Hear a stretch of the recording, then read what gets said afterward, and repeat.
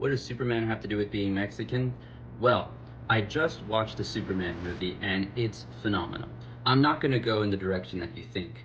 However, I've been a Superman fan all my life. I've read the comic books and I actually just did an analysis video with Cloud of Witnesses if you'd like to check that out on YouTube.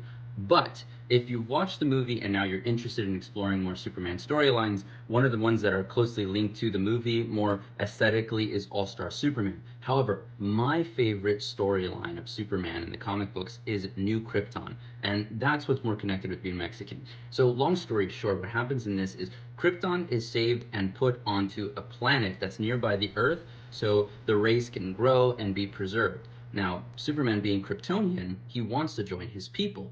But here in Krypton, he is just like everybody else because they're all super. So the Superman identity is kind of stripped away when he's away from the Earth.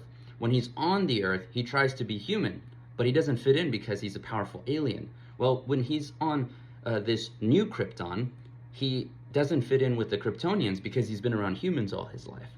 So, being a Mexican American and growing up in the United States, when I go to Mexico, I feel very alienated from my own people.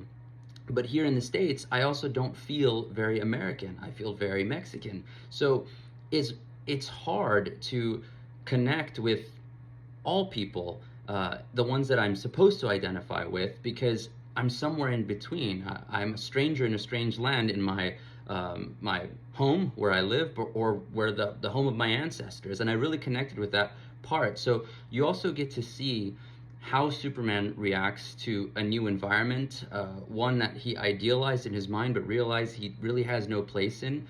So it humanizes his character even more when he's stripped of everything that makes him super.